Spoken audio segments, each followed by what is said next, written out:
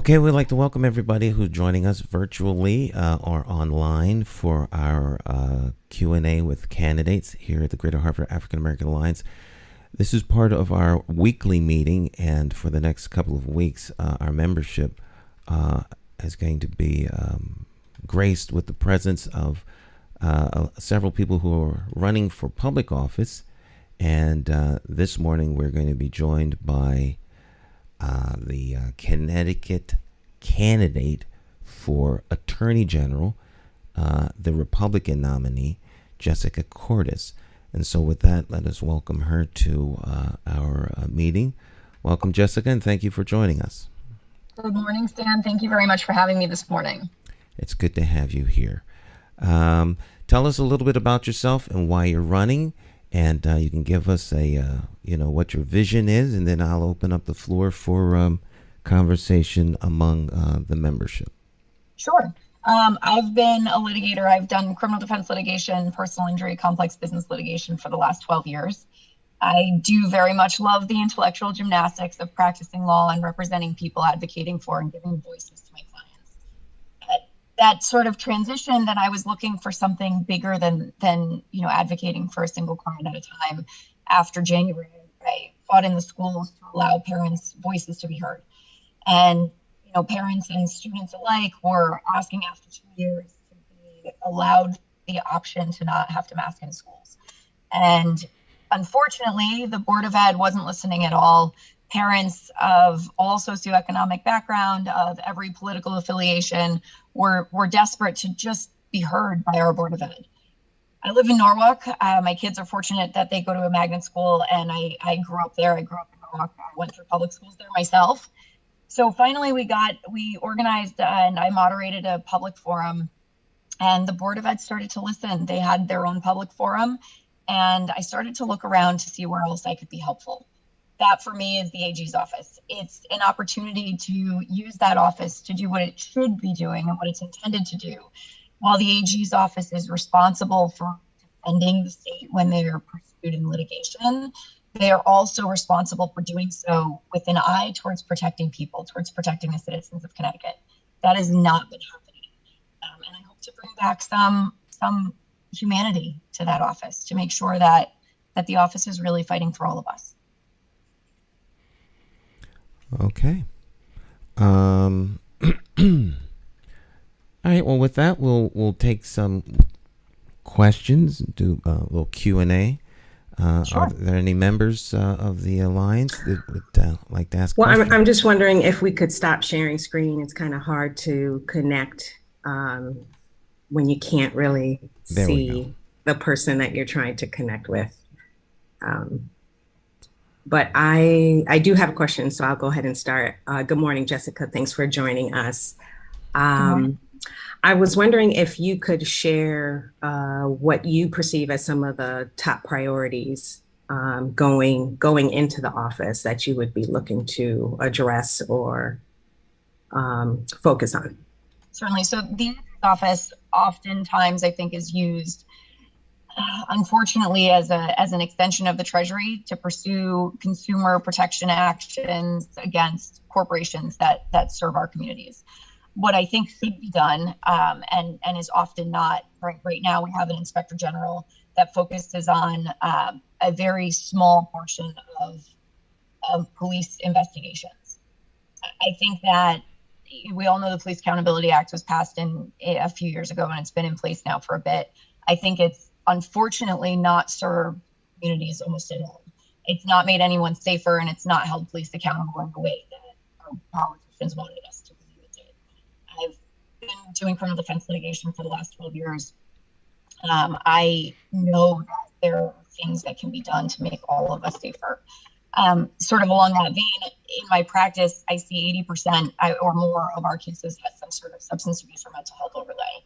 And I think, unfortunately, the criminal justice system is often designed in such a way that that is where cases end up when there are other issues. Right now, the Purdue Pharma case is on appeal, but there should be commissions figuring out where substance abuse treatment and what we can do to help people going forward in that vein.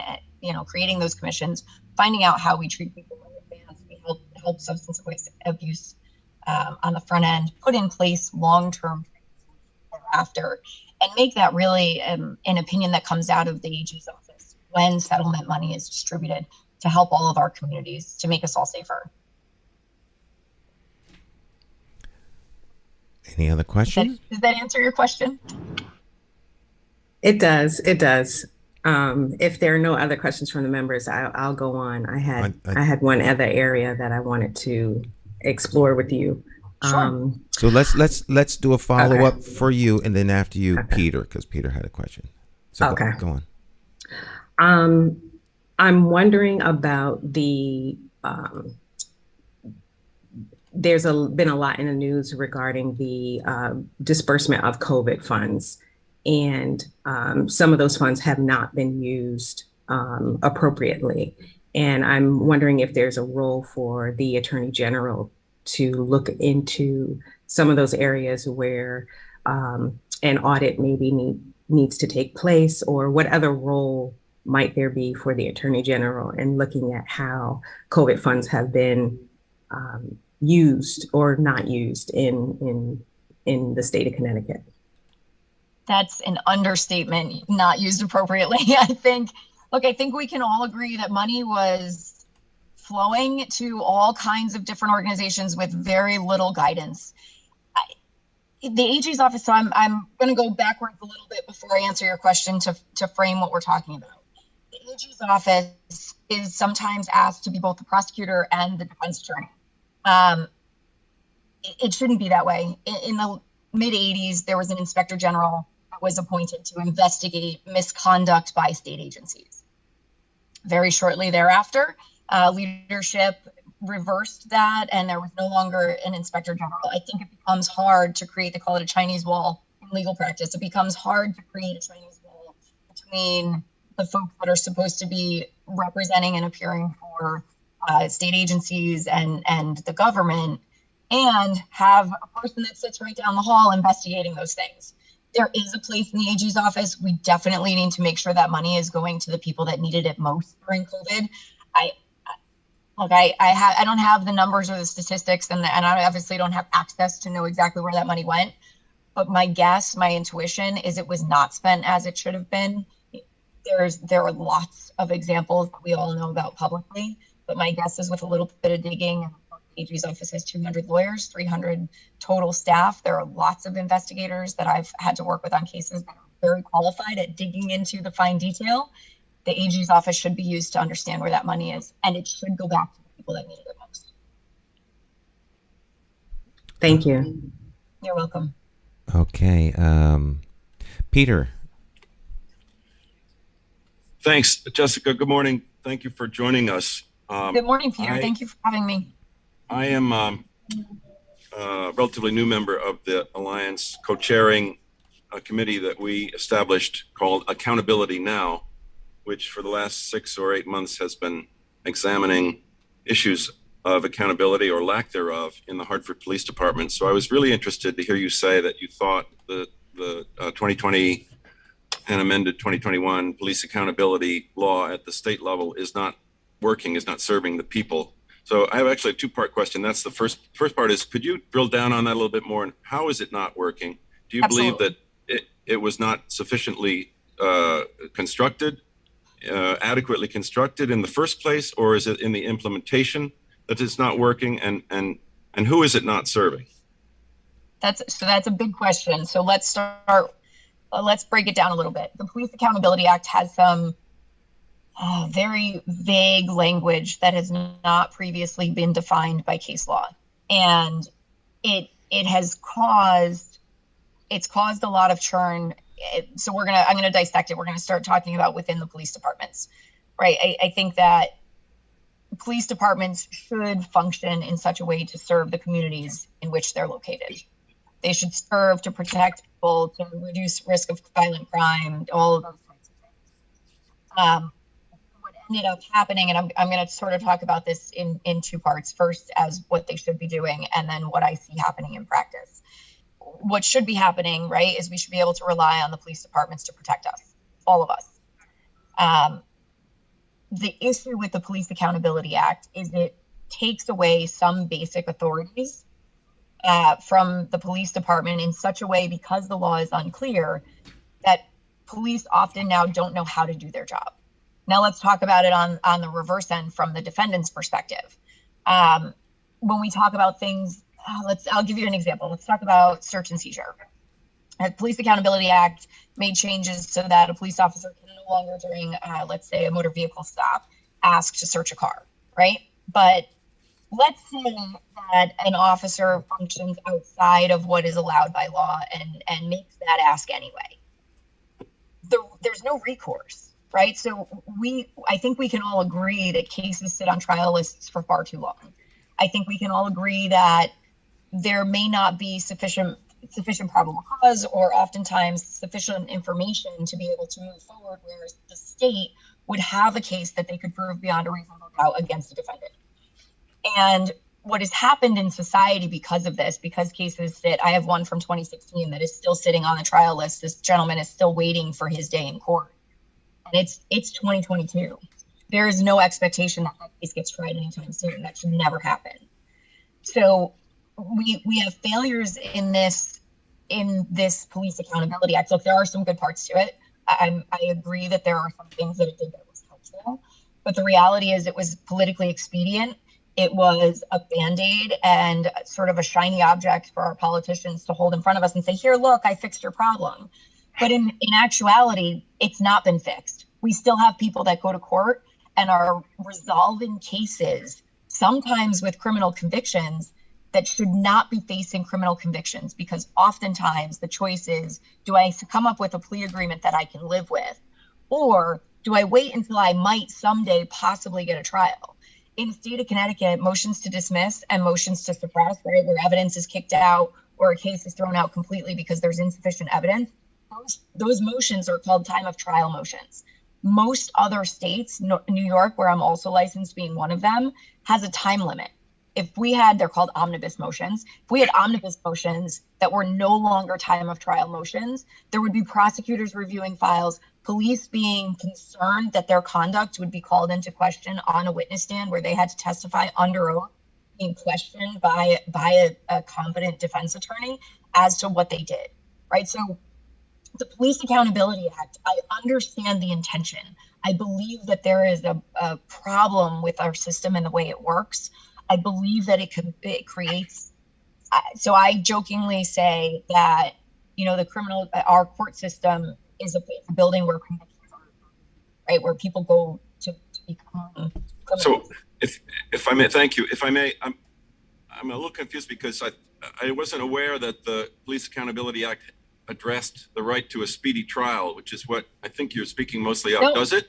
No, it doesn't. But what I'm saying to you is that I think it failed in actually serving the purpose that it was intended to serve, right? The Police Accountability Act did set certain parameters, and I can understand the parameters, but the drafters of that law did not do a good job in making it clear and understandable. They certainly didn't use prior case law or give examples of terminology that they used. So it's led a lot of people, I think, the average person walking around on the street, police officers, defense attorneys, prosecutors, it's left us all wondering what those words are supposed to mean, right? And there's nothing. I've listened to some of the public hearings. I've read, which there wasn't much in that file. I've read some of the information. I've talked to both, you know, other people that practice and do criminal defense litigation, as well as police officers, as well as union leaders, as well as the people that are impacted most, right? My clients. And because there won't be clear case law for years as to what conduct is and isn't acceptable, we are still going to have this churn in our criminal justice system where we don't know the answer without a trial and without an appeal. And it doesn't serve us today in making anyone, it doesn't serve people in the community to allow them to know what their rights are. It's just been done in such a way that doesn't contemplate second and third. There is a way, right? So what I'm talking about as far as omnibus motions, it's not been considered, but that is certainly a way that gets us a much more expedient answer to what conduct is and isn't acceptable within the confines of our law, and makes a police officer at the time he's making it aware that it is possible that in 120 days he is sitting on a witness stand accounting for his conduct that evening. Thank you. If I may ask a quick second question. Of course, Peter. Which goes to the Office of the Attorney General itself. I'm not an attorney, so I don't understand the system like you do. My layman's understanding is that the office is as the top legal officer for the state, but its responsibilities are largely confined to civil litigation, bringing civil litigation, as you said, against corporations, being an example, and defending or advising state agencies when they're sued civilly. Is that accurate? And if so, I wondered how the voters will evaluate your qualifications and credentials on the civil side. You've certainly been involved in that through personal injury law. If I were a voter and I was evaluating the qualifications of a candidate for Attorney General, I would look, of course, at their career background, their legal qualifications. You seem to have an impressive history there. I'd also look at because am I wrong? I think the Office of Attorney General has a lot of discretion about what cases it brings, and it requires judgment and discretion in selecting the cases. It becomes sometimes political, sometimes sensitive. And given that, and here I'm going to just throw something out, kind of provocative. An alarm bell went off when I realized that you were the attorney that represented Michael DiMeglio, a Norwalk police officer, in his criminal proceedings. You were able to reduce his criminal charges. This is the officer who, along with another NPD officer, was responsible for probably the biggest scandal at the NPD, which is full of scandal. I follow it in the last 3 years. So I would like to ask, what standards of judgment and discretion did you employ in accepting that case? Many lawyers I know say, oh, we don't get to pick our clients, but you do get to pick your clients. Why did you accept the Michael DiMeglio defense case? So we do get to pick our clients. And I think oftentimes that, as we all know, what's published in the media is not the content of what's actually happened in a case. So I think, we often get snippets.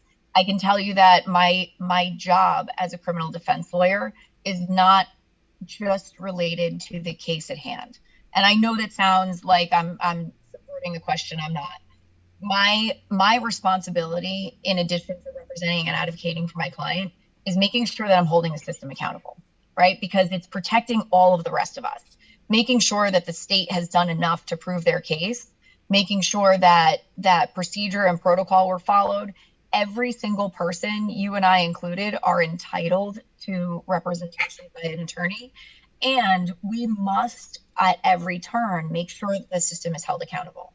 To go back to the original part of what you had said, and where you're questioning what else qualifies me for this role. So in addition to doing criminal defense litigation, I've done SEC fraud cases in the city. I've been involved in 1983 actions at both a federal level and a state level. So we have oftentimes pursued cases against teachers, against officers, against all kinds of different organizations that are associated with or ultimately defended and represented by a municipality.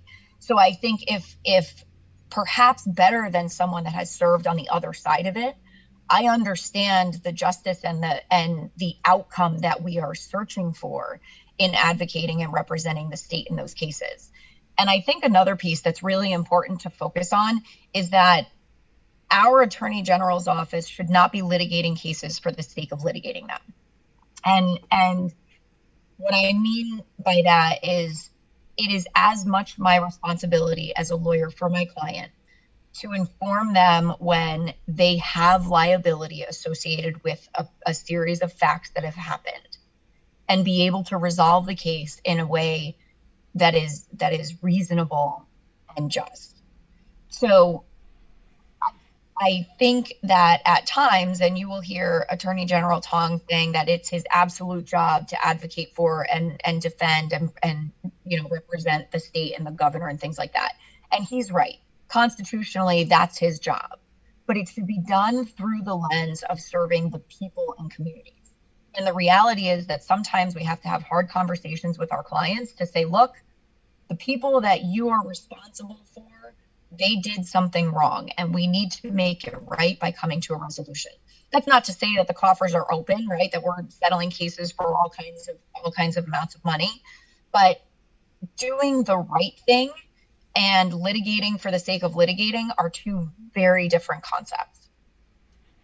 Okay. Angela. Peter, I hope that answers your question. Good morning. Thank you. Not entirely, but thank you for that answer. I appreciate it. Angela, you have the floor. Good morning, Ms. Kordas. Just a couple of quick questions, one regarding health and the other on education. As it relates to reproductive rights and all that is in the news regarding the right to for women to choose whether they would have an abortion or not, I'd just like to know what your public stance, if you were to become our next Attorney General, what your stance would be. And then also, how do you feel the Attorney General's office can impact the continual academic achievement gap in the state's responsibility to educate our youth? All right, so the first one is easy. So look, I think that the court in Dobbs got it wrong. There is a CT Mirror article that just came out 2 days ago that has a very in-depth explanation of where I stand on choice. I don't think that it is. I think the court's wrong. I think it'll be challenged again. I'm pro-choice. Look, I have never been put in a position where I had to make that choice. I'm thankfully grateful I didn't have to make a choice. But I don't want to live in a world where it's not an option. So that's part one. Oh, the educational achievement gap. Look, it is incredibly frustrating. Growing up in Norwalk, I can tell you this. I can tell you that diversity is an amazing thing. I can tell you that our school has hired Temple University to go through and provide us with new ideas about curriculum, how to bridge that gap. It's disheartening for me as a parent to listen to the answers and the solutions that are proposed, because for the first 45 minutes of a very long presentation, we heard lots of every child is unique, every culture is unique, every background is unique, every individual is unique. And at the end, they grouped children by race and gender to decide how they should be educated.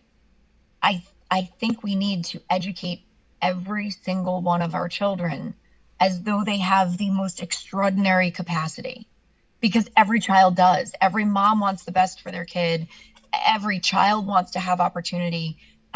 Look, I don't know the perfect answer, but I think that it starts by making sure that parents and children and educators are involved in the conversations, and that we don't have a situation where our administrators in Hartford are making blanket rules and requirements that they, from an administrative office, believe are going to help the children in our communities. Okay, thank you. Does that answer your question? And yes, if it doesn't, thank you. please tell me why. Paul Willis. Yes, thank you, Mr. President. Glad that you were here, Ms. Kordas. My question has to deal with what is your stance in regarding to consumer protection, and would you be in favor of expanding the powers within that particular department in the state of Connecticut? Is there something specific, Paul, that you're asking about with regard to expansion? No, just in general, what would you do to equip that department to handle more or more of the issues that may come up, and whether or not you're talking more about like consumer protection complaints, or are we talking about the litigation component of it? I would say both. I would say both at this point. Okay, so as far as litigation, look, we can look back in the history of the AG's office in Connecticut. And we know that when Blumenthal was in office, he brought suit against everyone, and he tied up many small businesses for a very long time when I don't think that was necessary. I think the AG's office should be, I mean, look, the AG has the ability to go to the legislature and raise their hand when they see something happening over and over again that's resulting in this litigation. And whether that is clarifying statements about the law or whether it is issuing an opinion to the legislature when they're reviewing some law that surrounds consumer protection, I think it's the absolute responsibility of the AG to prevent those cases from having to be brought in the first place, right? Especially if we're seeing that happen time and time again. Consumer protection cases at a litigation level, right, are driving businesses out because they take forever to resolve. They get stuck in limbo. Our court system, as we all know, is slow and litigation is not expedient. That being said, when companies do things wrong, like Purdue Pharma, right, they stepped outside of what they should be doing. They hurt a lot of people. Substance abuse is at an all-time high, and you know, nothing was being done. They needed to be held accountable for what they did. I think it is appropriate to bring litigation where it should be. But the reality is at the complaint level, you know, when Jepsen was in office, he was responsive. He reached back out to people. He responded to them. I know personally a number of people that have made consumer protection complaints and have not gotten a single response. That's absolutely unacceptable. We need to find a way to streamline our systems so that attorneys or our staff or people within consumer protection are responding, and they're responding in an expedient way. Having things float around or being unresponded to is just unacceptable, especially within that office.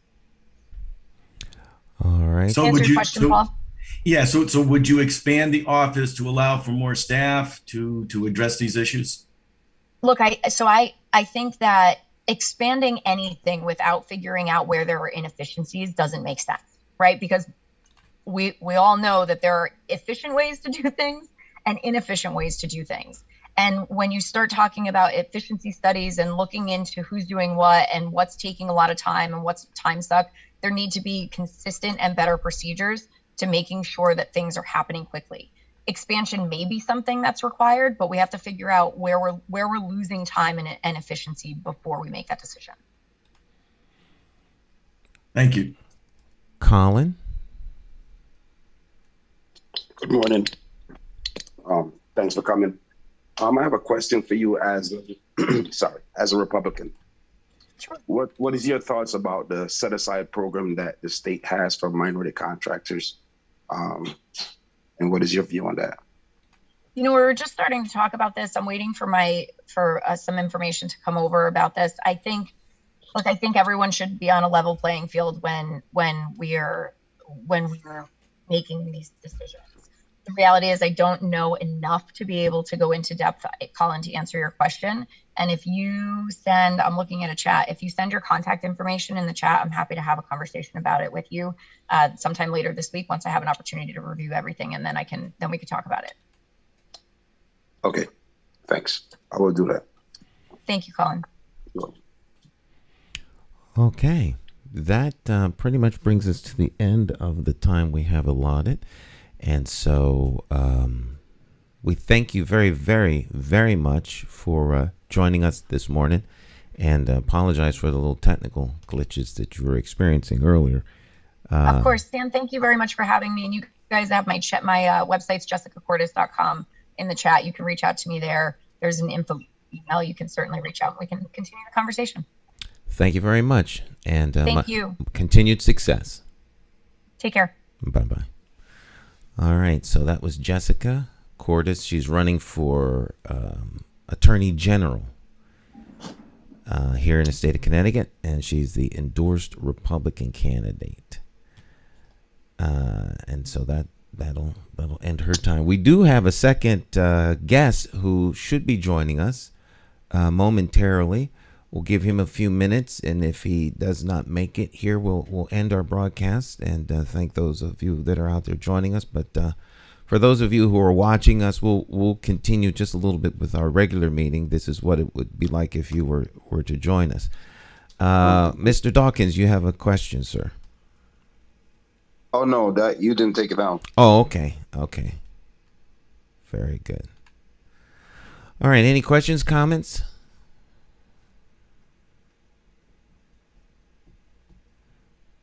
did the candidate governor, I know we changed the time from 11:15 to 11. Were they still under the impression that it was 11:15? I was under the impression that they got the they got the memo. They got the memo. However, sometimes people lock into their minds a time, and so I'm just going to give them enough time because it's not 11:15 yet. So I'm going to give them enough time to log in and join us. And if they don't join us within a reasonable amount of time, then we will end the broadcast portion of our meeting today. We have coming up next week Ken Krajewski and Miriam Khan. Ken is running for the Green Party candidate for Attorney General, and we have Miriam Khan, who is a Democrat, and she's a candidate for state representative in the 5th District. We have Matt Ritter coming on the 22nd, who is a Democrat.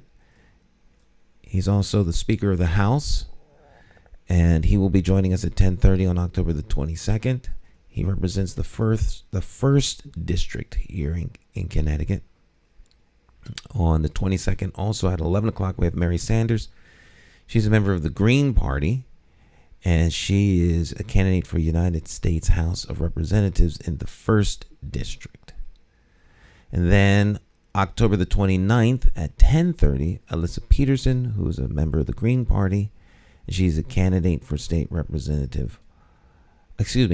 Senate in the 1st District. I want to remind everyone, all of our members and those of you who are watching us, that we did send out invitations to every person that is running for office that affects the greater Hartford area, including congressional candidates and senatorial candidates.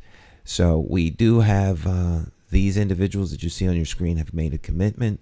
We've heard from Attorney General William Tong, who is also going to be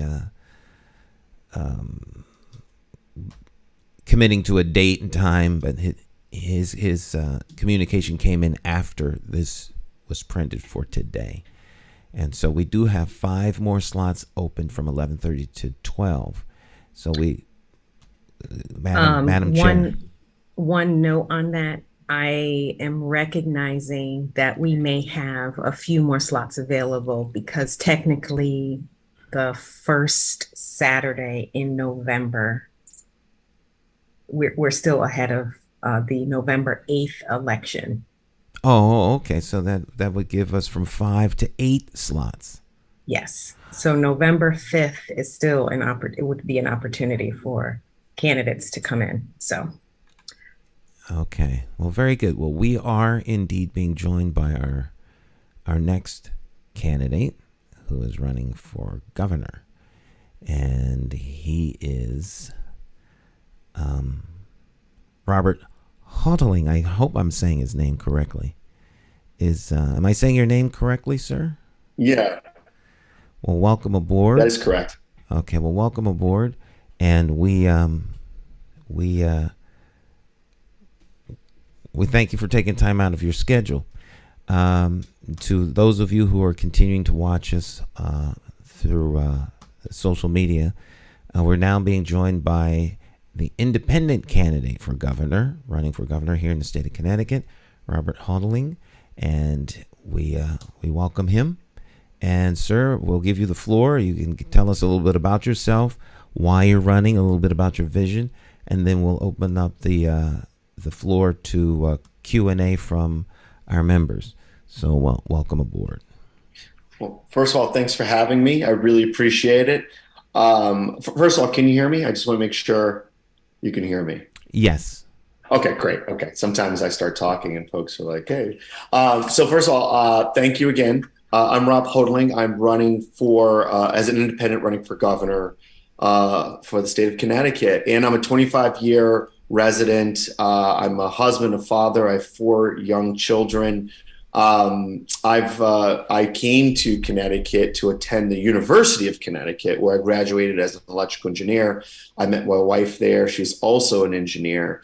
And I've worked and lived all across this great state. So places like Manchester, East Hartford, Bridgeport, Westport. So I have a lot of great experiences across the state. So I was actually not thinking of running. I think my situation is a little different. I think a lot of my competitors, as well as other candidates, often just say, you know, I want to run and do something better. The party, independent party, actually asked me to run. I was thinking about running 4 years from now. But they also mentioned to me that both Governor Lamont and Mr. Stefanowski wanted this governor line, but they felt that I best represented what the party is trying to do and where it's trying to go. Essentially, 41% of the state are what you consider registered unaffiliated. This group of people actually think of themselves as independent. Why? Because they say independence is not part of either major party. And I've been part of both. I was part of the Democrats in my 20s, working on the Dan Malloy gubernatorial campaign successfully. I was at that time part of data and strategy, where I would go around to town halls, city halls. I would collect voter rolls, load them into a database, run my little queries in my own little way. And it would really help to determine where we should put time, money, and effort. I later took those learnings and seeing the inside of what a successful gubernatorial campaign actually looks like. And then later, over time, I did disagree with a lot of the fiscal policies that they were taking at the time. As we can recall, Malloy increased the taxes several times, making it more expensive to live in Connecticut. I felt it would be bad for business friendliness. And look, that's where we are. We're one of the worst in the nation, bottom 5 in business friendliness, bottom 5 in cost of living, bottom 5 in cost of doing business, bottom 5 in achievement gap. We may have a great state, we just have some flaws here. Now, later in my life, I joined the Republican Party ahead of the Trump movement, but then after that, I just couldn't do it. I left. I figured, you know what? I'm what you consider a centrist. I'm a moderate in the middle. That may not mean a lot to a lot of people, but for me, what it really means is that I can take the best ideas from anywhere. I'm only beholden to the best ideas, not a party. So now what are we trying to do in this election cycle? We're trying to make it much more affordable to live, work, and retire. A couple of key things that are part of my message and what we're trying to do. And I don't know if everyone on this call saw the governor debate, but I'll sort of replay a couple of key items from that. First of all, economic plan and taxation. We believe in two parts, right? Businesses need workers, workers need businesses, right? It's two sides of the same coin. We shouldn't be pitting businesses against workers and vice versa. We need to work together to make sure all boats are raised. So specifically to that, cost of doing business, key things. We're looking at eliminating business personal property taxes. So for example, if you have a piece of machinery, rather than paying the same tax on that piece of machinery every year you own it, we can completely eliminate that. What many business owners may not realize is they're actually paying twice when they do that. Once to take inventory, the time it takes to take inventory of those pieces of equipment or machinery, what have you, then you're paying that, and then the town would tax you on that, right? So technically you're paying twice. A lot of people don't see that. The administrative hurdles for that as well can be sometimes complex and time consuming. And that's one way of addressing cost of doing business. Another way is eliminating motor vehicle taxes. There are a number of states who do not basically charge you for having a vehicle or for having equipment. It has been done in numerous states and is proven to be better for cost of doing business. Now, separately, we are well aware that towns get 65% of their revenue, or 65% of their tax revenue is spent on education. So the moment we help towns eliminate business personal property taxes and motor vehicle taxes, as you can imagine, those towns would say, wait, we just lost a bunch of revenue. So the state, my proposal, and again, other states have done this, the state would pick up the tab in terms of funding those towns by raising our education cost sharing model to replace the lost revenues. Now, that moves into another piece of broadening the sales tax base. We believe in broadening the sales tax base. So once we improve the cost of doing business, the cost of living by driving those costs down. What should occur is that we'd get more taxpayers. We'd retain more. We'd retain more businesses, more workers. We'd probably recruit them as well. That increases more taxpayers, which means you have more tax dollars, which then means we could pay down pensions faster. We can keep our rainy day fund intact. And then over time, we could decrease the sales tax rate and or income tax rate as we have more taxpayers. It creates this positive cycle. It's a very new idea. I think folks should slow down and try to, I was just at the the state capitol earlier this week explaining this concept. Even the Hartford Courant, the American Republican, a lot of these newspapers had to slow down and try to understand what me and my running mate are really saying and why it makes a lot of sense. Now, education plan, very quickly, and I'll wrap it up. I know one thing I've learned is that they don't want politicians talking too long. And even to that point, I don't really see myself as a politician. I see myself as a problem solver. I'm a senior vice president at Webster Bank. And I'm not really looking to be a politician for 20, 30 years. That's not what I'm trying to do. I'm trying to come in, fix some problems very explicitly, and move back into the banking sector. That's really what I'm looking to do. Okay. I'm not looking to just run and not actually move things forward for everyone.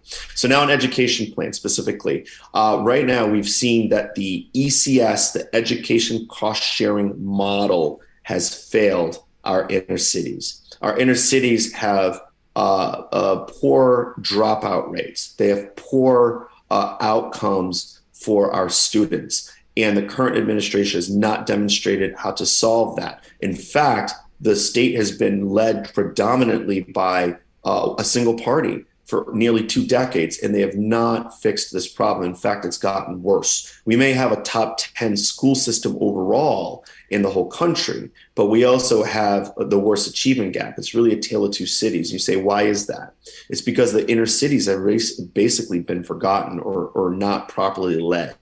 So a couple key things. We look at switching the education cost sharing model that funds our schools into one that's based on student outcomes, meaning instead of it being based on how much money you make or your zip code or your income, your property taxes, we're switching it to based on classroom size and student teacher ratio, which has been correlated or attributed to the best means of success for students.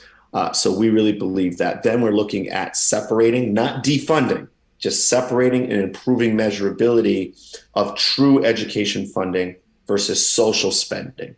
So for example, a food program, we still need to have those, but a food program is not the same thing as paying teachers to teach students. I think most people recognize that as a matter of fact. So what we're looking at doing is instead of bundling everything and going, hey, we funded Hartford, but really, what are you looking at that, or Bridgeport and New Haven? You need to say, okay, specifically in this area, we need to make sure we fund a Hartford or Bridgeport or New Haven or whatever properly. And then over here with our social spend, doing that properly. So then another concept that we have that's rather new is raising the level up from regional delivery of services. I'll slow this down very quickly and then I'll wrap it up. So regional economic councils, they're called RECs. So they deliver training and curriculum, standardization. They actually run magnet schools. They do a lot of great things. And they do it from a regional perspective, maybe not a county perspective, but it might be 3, 4, 5 towns that they apply this to. We believe that it would raise the overall standard, even for the Bridgeports that exist within Fairfield County. So applying and doing what they do best, increasing the utilization of that organization. Now, there's another concept called Cogs, Councils of Government. They are, again, regional in a distribution of services, but their services are focused on infrastructure, building, roads, telecommunications. Once again, we believe, why not leverage Cogs that have a good structure in order to unburden our administrators, unburden our teachers, so they can focus on what's most important, which is our students. So that's really a couple of key ideas. Other thing too, we're strong believers in literacy. Right now, 76% of kids can read and write by the 3rd grade. That number needs to be at 90%.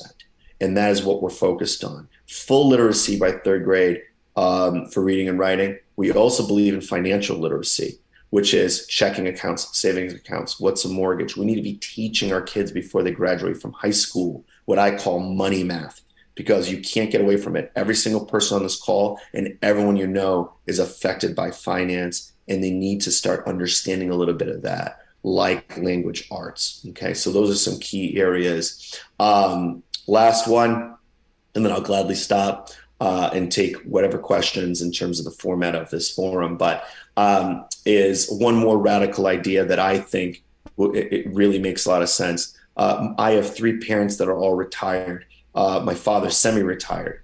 A lot of them have been in this state for 30 years or more. And you think, and everyone on this call, you guys all have possibly jobs. I don't want to assume, but you work, or you know someone who works. Normally, when you show loyalty to a company, you get some type of defined benefit. It might be bonuses. It might be increase in pay. It might be additional vacation time. You name it. There's a number of things you get from years of loyalty. But when you think about it, when you're loyal to our state, you've been here 10, 20, 30 years, what is your defined benefit for staying in Connecticut? There is none. In fact, folks are fleeing the state upon retirement to go find somewhere cheaper and more affordable to live. I'm a big believer that we should give a defined benefit to our retirees who have lived or worked in Connecticut for at least 10 years. And I believe we should offer them a public option for healthcare. Why? It is their biggest expense.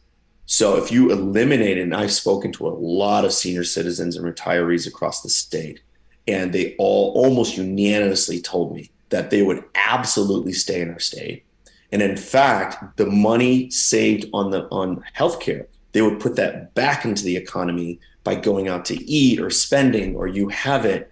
And so now we're moving from what I call an asset-based model, where you're basically taxed on something you have or whatever you are, to a use-based model where, hey, if you buy more stuff, you use more stuff, then you're taxed. So if you don't do those, it's far more fair to our population. So those are some key ideas. I also have some on electoral reform I'd love to get into, but I'll stop. I don't want to take too much time. And I really appreciate everyone just giving me a couple of minutes on the floor to speak. Well, that's fabulous. Thank you very much for sharing those things and your views. We do have a couple of questions from the members. And so we will start off with Paul Willis, who's co-chair of our Business and Economic Development Committee. Paul, you have the floor. Thank you, Mr. President. Mr. Hodling, pleasure to meet you here today and to have you and to hear your platform. My question has to be with, we've gone through I think it's a question that I think needs to be addressed, because it's not the traditional kind of question, but we've gone through snowstorm emergencies. We've experienced the pandemic. We have seen these kinds of emergencies that are coming up because of climate change or whatever that's going to be happening. My question is twofold, is what have you done successfully to handle a major emergency? And what would you do to handle a major state emergency? And what would be your plan at that point? Okay, great question. So I think there's a couple of actual other various topics within that question. You mentioned climate change, you mentioned a state emergency, you mentioned, so there's a lot of different things to that. So I'll just quickly and progressively answer some of those. First of all, I think that going to the climate piece, and then we'll come to the emergency piece in a moment. I believe that climate change is the most significant challenge of our generation in our times. I think that there are a lot of folks who may or may not believe it, but either way, I'm a believer in science. I'm an engineer, and I work closely with a number of scientists. So I firmly believe that we need to be careful on what we do going to the future and make sure that not only financially, but environmentally, we leave our state and our country and our world in a better place than we found it. That's one. Two, I believe that emergencies. So I have Never, of course, led an entire state. So I can't sit here and say this is, I have this experience. Neither did Lamont, neither does Bob Stefanowski, right? Legitimately, all three candidates prior to them becoming a governor haven't had that experience, but I can tell you directionally what I would do. Okay. So a couple things, right? So for example, you mentioned the pandemic. I think now when you look back at it, lockdowns were a mistake. Both from now you could argue public health, there's different things. There's ways to be safe with our population, working with our medical community, working with the Department of Health, working with the federal structure that's in place to take guidance. But you have to balance that with those who, would have a negative impact, both economically, psychologically, as well as in other means. So, for example, with lockdowns, rapes went up. With lockdown, assault and batteries went up. With lockdowns, there's a lot of things. Businesses shuttered. A lot of people were financially impacted. So now you have to balance that with the public health considerations. So masks and mandates. I'm not a fan of mandates. Okay. So from a pandemic emergency perspective, I don't think you should force anybody to put anything in their body. I'm a choice candidate. I believe you give them choice. Hey, here's a vaccine. I fully believe in vaccines. I'm fully vaccinated, but I just wouldn't want to force it on anybody, if that makes sense. I would say we have a vaccination. If you don't want to do that, then we have these other options. We invest in tracking and tracing. And in fact, I recommended with the group of other entrepreneurs a system that would improve tracking and tracing at the very beginnings of the COVID pandemic. But Governor Lamont did not listen to me, did not even take audience to it. And we probably could have saved a lot of lives. Okay, so I do believe there's people, processes, and technology that could help do that. So that's one way, which would be generally from an emergency perspective. Then you talked about weather, a big snowstorm or a big hurricane. A hurricane right now is a big example. My wife is Puerto Rican. Her father is in Puerto Rico. The last hurricane, he was out of power for 10 months. 10 months. Most people on this call probably may have not gone through an experience like that, right? You talk about the resiliency of the human spirit. That's incredible. But fundamentally, when I talk to leaders in Puerto Rico, for example, and you go, what infrastructure investments are you making? Sometimes people think about infrastructure and it's an afterthought because they think it's great. But I'll give you an example. In my neighborhood in Cheshire, there's no wires on a pole coming to a house. It's all underground. So guess what happens? If we have a major windstorm, our power and our internet is all intact because it's under the ground. Unless there was an earthquake, it wouldn't. That's what would disrupt it, for example, right? But there are a number of neighborhoods who suffer from trees falling on this. That is an infrastructure investment. I'm giving a very specific concept. So there's a couple of things. There's in the moment in crisis management, which I think operationally I can handle. I handle a lot of economic and financial crisis, working at large banks and large organizations. But I also have been working on physical security, founding a gunshot detection company and becoming a school safety expert, what that would mean for an in-crisis solution with gunfire. So I can speak to that as well. But then I think about, rather than be reactive and short-sighted, which a lot of our legislative leaders have been, I'm an engineer, I'm an innovator, I'm a solutions person. I would look at the long term and make strategic investments and work backwards from that to make sure that we have a proper resiliency in place and we're not just getting in or staying in a reactive based mode, because that's when communities suffer the most, when you don't have vision and foresight of leadership, which I believe I can project. Hopefully that was as quick of an answer, but I can gladly follow up on any of these points. No, that was very good. And then this quick follow up. What would you do to initiate bringing in new business to Connecticut and also helping small business in Connecticut? Yeah, absolutely. So apart from the earlier cost of doing business, I have a lot of new ideas that even other leaders have never heard of. So for example, from the technology sector, I don't know if anyone knows what Amazon Web Services or AWS is, but in this world of technology, cloud and all that, there's this concept of a free tier where they say, you know what, put up your business. We won't charge you for 2 years. You have this free tier. And then if you're not successful, then normally you would shut down, because why? Most people know startups, the hardest time for new business is its first 2 years. So we want to make that a healthy outcome. So if you are successful, then we would come and talk about taxation on a progressive model. to new businesses. Now, if you're just really doing really well, maybe you head to the top tier immediately, and at least you're healthy and you can take on that impact. That's one. We'd introduce a free business tier. A couple other ideas. Grant writing. I'm well aware. I've spoken to so many businesses, small business owners across the state, in and out of cities, suburbs, you name it. It's normally a consistent thing. There are so many grants, state and federal, out there for businesses but the problem is a lot of them don't know how to write a grant, and they spend a lot of time, and that's time. It's an opportunity cost. For every hour spent on this, it's not an hour spent on that. And what happens is they take their eye off the ball from their business. They write a grant, they don't get that grant, and then they miss this other opportunity. I believe that we ought to have a grant writing group that can help pools of small businesses and sectors look at what grants are available, look at what those small businesses are doing, and target communities that really need economic empowerment. And these essentially state employees would be helping, or it could be in partnership with the private sector. Depends. We have options to help and target these small businesses with a grant writing assistance program. I think that would be incredible for a lot of small businesses and startups and small, medium-sized businesses. A couple other areas real quick.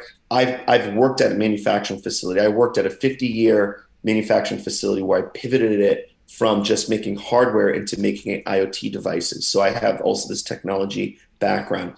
I understand manufacturing from various companies I've worked for. I understand and speak them. I don't know, most people know, but our current Connecticut economy is lopsided, 86% service-based. They may think, well, that means the other 14 is manufacturing. No. 2% is construction, meaning the last 12% is manufacturing. Think about that. 12% of our state's manufacturing. One thing about manufacturing is that for every one job, it creates 5 other high-paying jobs. Service don't do that. It just doesn't do that. The other thing is for every dollar you put in manufacturing, you get $2.74 back out of the economy, or you add to the economy. Service-based businesses don't do that. So for me, I would look to bring and recruit manufacturing to get better balance of our economy. I'm not saying service is great. I'm not saying take away from that. I'm saying let's focus and invest on raising our manufacturing and doing what they need to do to be successful. The last piece very quickly for small business, and you can see I have a lot of ideas. If you give me another half hour, I'll keep spewing them out, but I'll stop on this one. Marketplace. There's a lot of small and medium-sized businesses. I don't know if everyone on this call are aware, but we have 100,000 jobs unfilled in Connecticut right now. 100,000 jobs unfilled.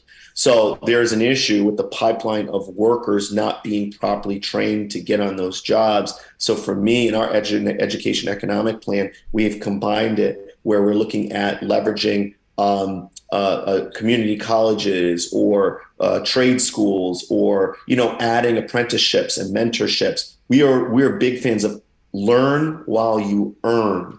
What we mean by that is if I'm in high school and I really want to get a job, is there a way where I can get an internship or an apprenticeship or a mentorship where I come in, I may not make the full amount, but I earn a little something for my time, but I'm also learning on the job such that when I graduate, and that could be at the college level as well, I already have those skills so that I can do that. Now I hear Lamont say, oh, we've invested in early nursing programs and all that, but I don't think he's done enough or gone far enough. In my plan and under my leadership, we would go far enough. So that would be my quick answer for that.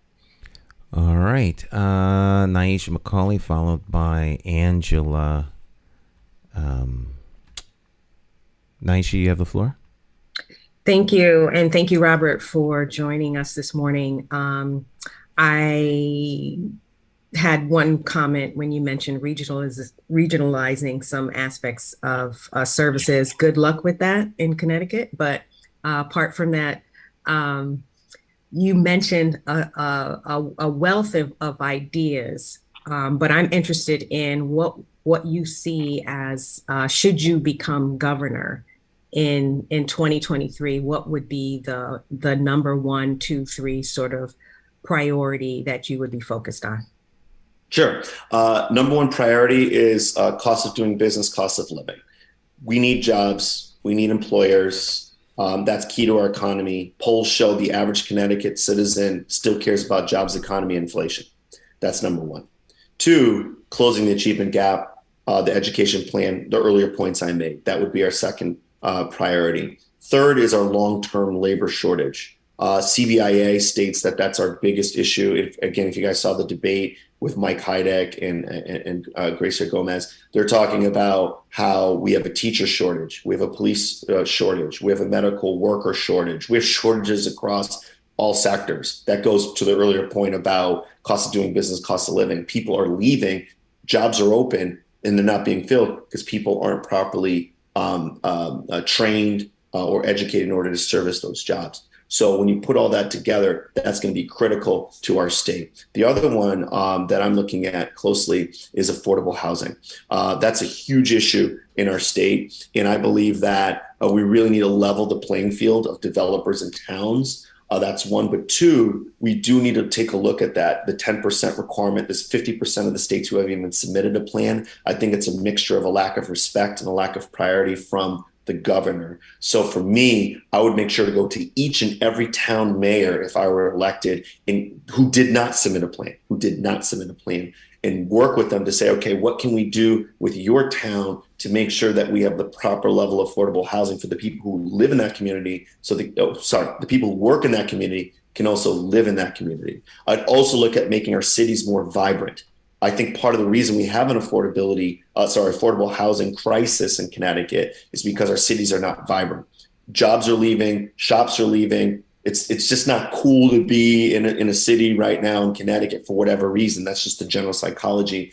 I think that we need to invest in making these cities greater places to be, sort of like Stamford is, or sort of like New York City. Why is New York City an attraction? Why can't New Haven or Hartford or Bridgeport be that type of attraction? We need to, and again, that comes to crime. The last piece would be crime. I believe the old adage of the best solution to crime is a great job with a living wage. If you give enough people that, I think over time you'll see the trends show that with economic empowerment jobs that would come down. So those are sort of like 1, 2, 3, 4 priorities. That would be my predominant focus. Okay, Angela. Good morning, Mr. Hodling. Just a couple of quick questions. One, if you could share your, stance should you be elected governor on just 2 issues. One, reproductive rights, particularly as it relates to the right to choose and access to legal abortion. And 2, your stance on immigration policies and where Connecticut would sit in the process of dealing with both immigrants from foreign countries, as well as many of the folks that are fleeing environmental impact, negative impact of hurricanes, fires, floods, what have you. So both for non-citizens and citizens. Where would Connecticut play a role? Yeah, so great question. So first, on a woman's right to choose, emphatically, I stand with a woman's right to choose. There's no doubt about that. And in fact, that's one of the reasons why I left the Republican Party. They were very unwavering in pressuring their folks. But now, of course, we see Mr. Stepanowski has taken my position of not changing anything. I also believe that we need to, I'm a big fan. If I was governor, I would have signed the same bill that Governor Lamont signed. I think it was back in May, I want to believe that was the time when it strengthened protections for medical providers and patients who come from out of state into our state ahead of the Roe v. Wade. I believe it was around the time Roe v. Wade was overturned. So I'm a strong believer in protecting our patients from out of state, as well as our medical practitioners. We shouldn't be essentially negatively impacting those people with lawsuits or other. I just think it's the wrong thing. So just to be unequivocally clear about that. Now, on the second topic of immigration, full disclosure, I was born in Liberia, West Africa. I'm an immigrant. Okay, so my father's Dutch. My mother is Liberian. I was born in Liberia. I came here after a military coup. So I talk about the fragility of democracy at times. Some folks have maybe heard me say this, some folks have not. And just a quick story about that. My grandfather serves in World War II. Saw war, weapons, doesn't like it, ingrains in his children. My father to be anti-war. My father joins the Peace Corps, goes over to Liberia. Peace Corps goes to Liberia, which is the most stable, safe country for a long time. And then turns out it turns into a bloody military coup. It's incredible. Around 1980. So around that time, my father brought me and my family to the United States. Okay, so I know firsthand what it experiences like to be an immigrant. But it's a great country and it gives great opportunities. So I really firmly believe we need to give an improved path to citizenship. America is founded on immigration, forced or not, right? As we know. But it's been built on the backs of many who have come from other countries, right? And that's one of the reasons why America is the greatest nation in the world. And so I think as it relates to that, your last point about, I believe it was about environmental issues or disasters or emergencies and what do we do with immigrants. I believe that although immigration is a federal issue, the state needs to be active working with the federal government and bodies to make sure that our citizens are properly taken care of if they're immigrants. But there are some who've been in line, for example, for 20 years, and then there's others who, for example, may sneak over the border. We have to figure out a best way to handle both those populations. I think it's wrong to have someone or family, and I have personal family, for example, right, who've been, quote unquote, doing it the right way in their country, waiting 10 years at a time. I know some people who came across a border and you're like, boy, what's fair? It's a very challenging concept, right? And something to discuss. It's more than a concept, it's an issue. And so again, my position would be working with the federal groups in order to do that and listening to all parties about what's the best solution for that. Now, from an emergency perspective, a disaster perspective, or a healthcare perspective, which I think was the third part of your question, I think we need to take care of all of our citizens, especially the children. Children of immigrants who are here legally or not fully documented or what have you. We need, they didn't come on their own accord. We need to do the right thing. We need to have humanity and support these people in the right manner. So regardless if it's healthcare or protection or otherwise, firmly believe. Then for the adults who have the ability and means to work, I personally know this. I have an aunt who's practically a doctor overseas, comes over and her degrees are like, we don't care, doesn't resonate here in America.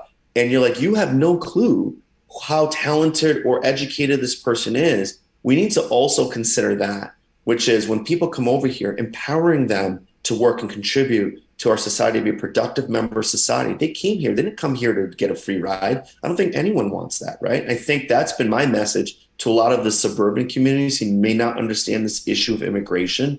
And they're very receptive often to go, oh, well, if they want to work and contribute, we're all for that. I think there's a lot of folks who have a misunderstanding of that. So for me, my strong position would be, how do we get a pipeline and a path to citizenship? And while you're on there, how to make sure that you can contribute and participate. If you could work, let's help you work. If you can pay down, let's help you pay down. And if you can contribute, let's help you do that. So basically, those are my stances.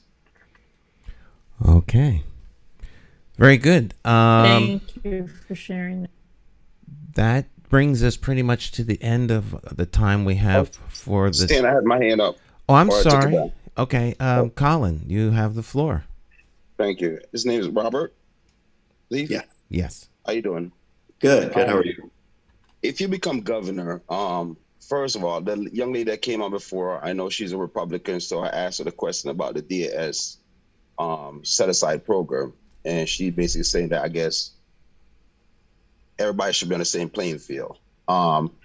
What is your thoughts about, if you don't know about construction, or do you know about construction in the set-aside program that they have in the state, where stuff's supposed to be set aside for Black and brown contractors, but yes, still we're allowing the white male to put their business in their wife's name to take over that part of the stuff. What would you do as a governor to make sure that it's changing, the policies are being followed?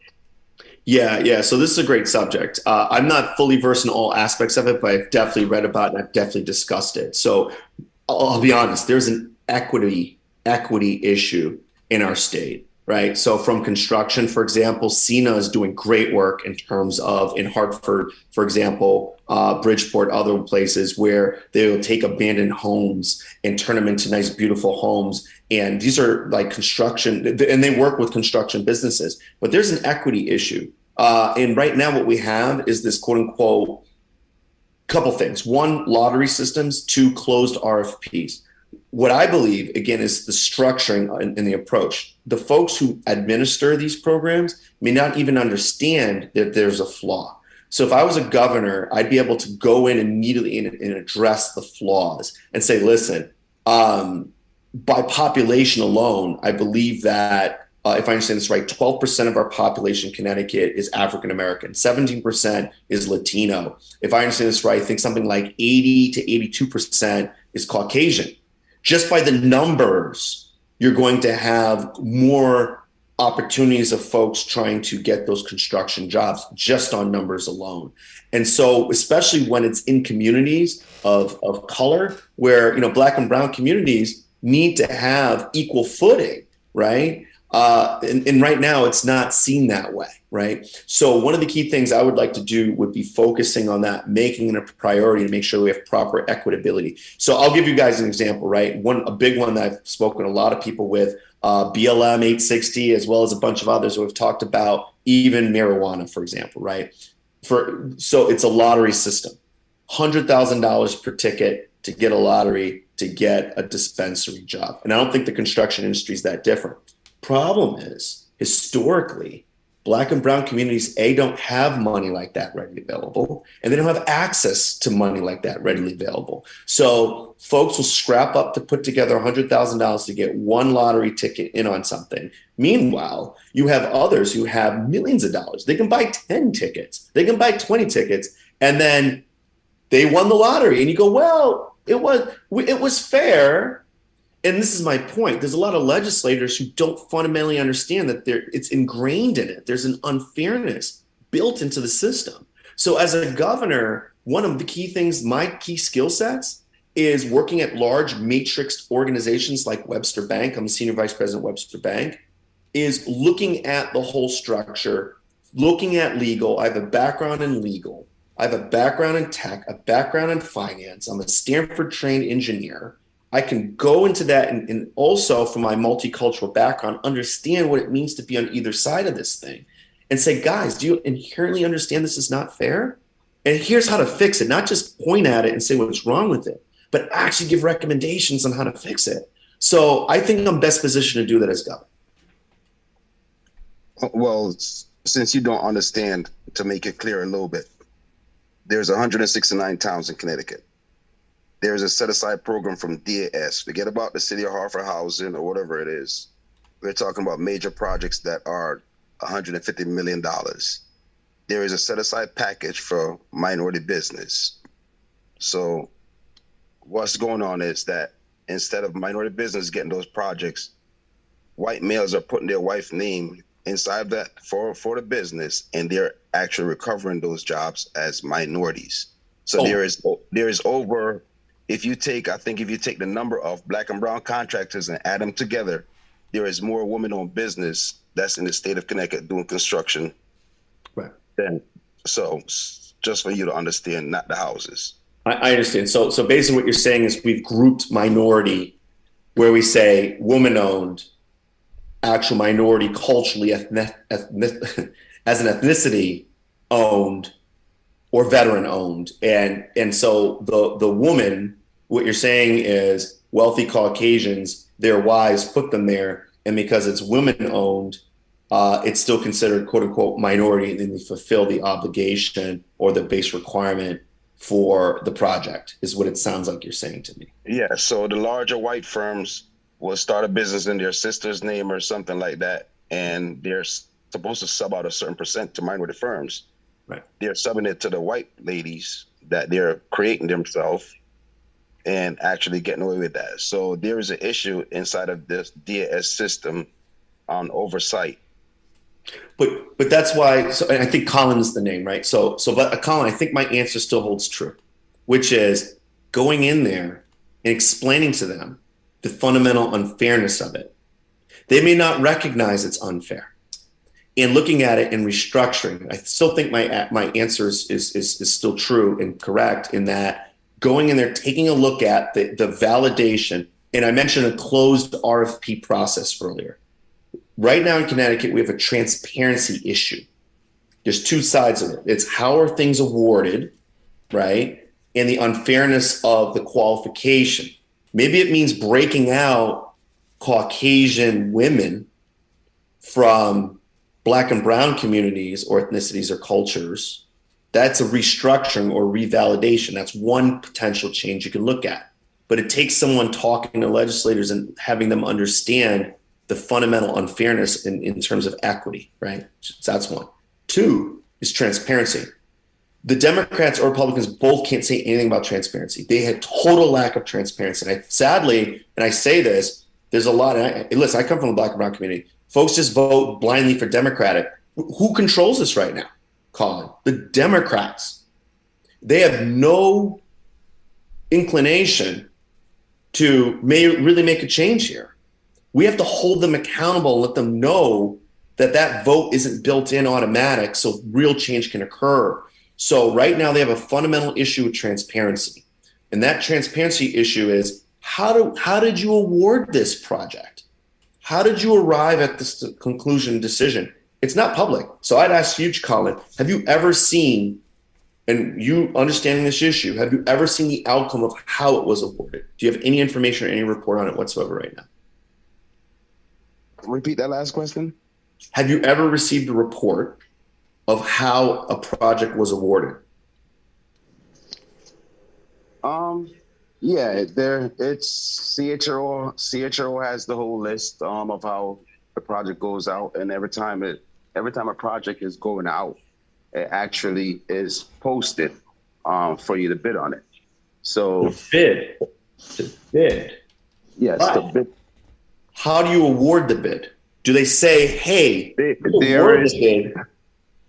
there is a system where there is an open bid where you have a CM, that's a construction manager, and then you also have a section where it's a general contractor.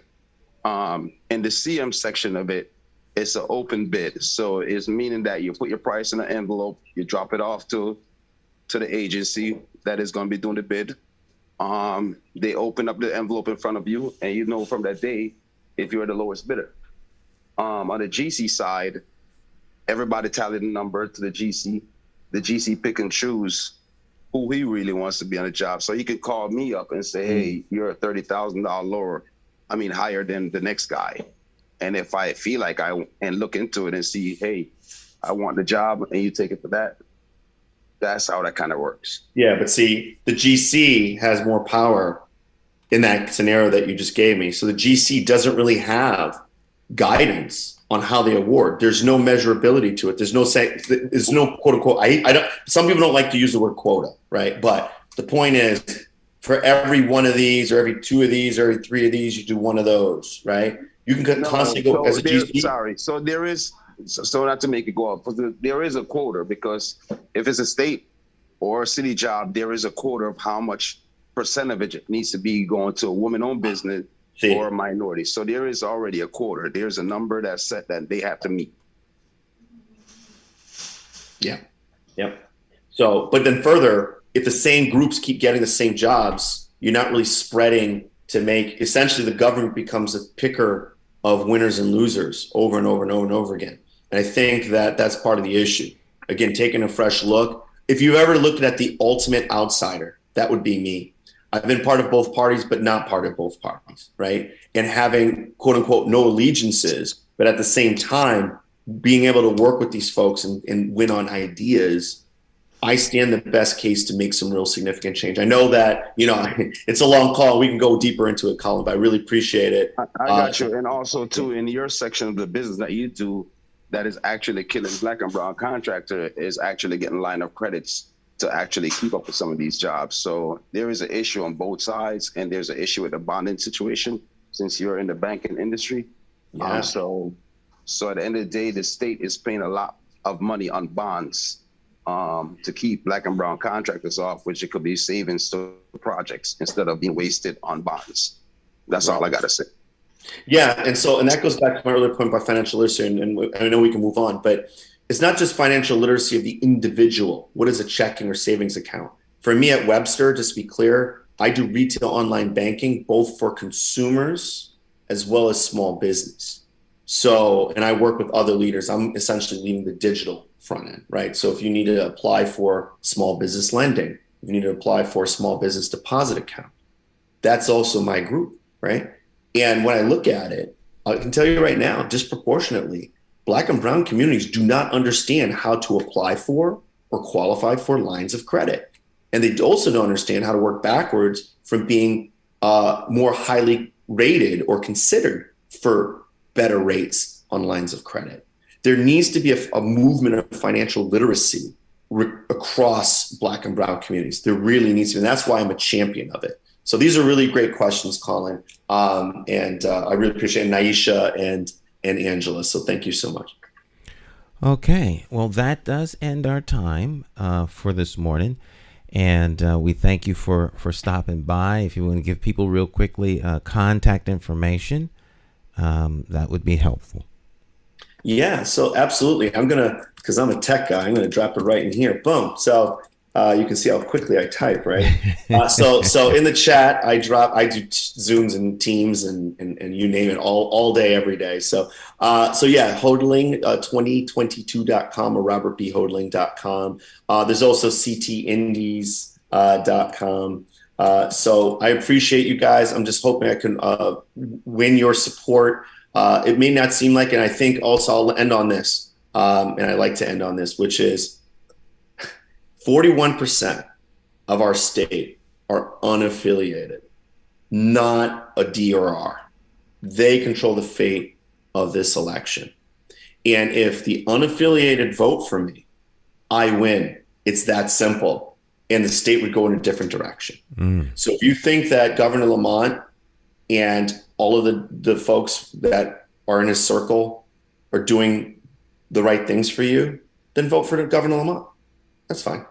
If you think Bob Stefanowski has better ideas and a better approach to improve your lives and your community's lives, vote for him. But if you really fundamentally want to go in a different direction, it's the definition of insanity, as they say, it's attributed to Einstein. If you keep doing the same thing over and over and over again, how do you expect to give a different outcome or different, right? So I would ask you guys to seriously take a look, and your vote will not be thrown away. Your vote would actually show that it's not automatic to either of the major parties, and that they are being held accountable because you want change. And in order to do that, you have to start acting differently, thinking differently. That starts with voting differently on November 8th. So hopefully you'll do that. And hopefully I can continue the conversation with everyone here, as well as all of our various communities. And I really appreciate the time, and thank you, everybody. Thank you very much. All right. Thank you. Okay, so that ends our time and our discussion with our candidates, and we thank those of you who have joined us online for doing so, and we will see you next week with another invited guest running for public office. Thank you for your time.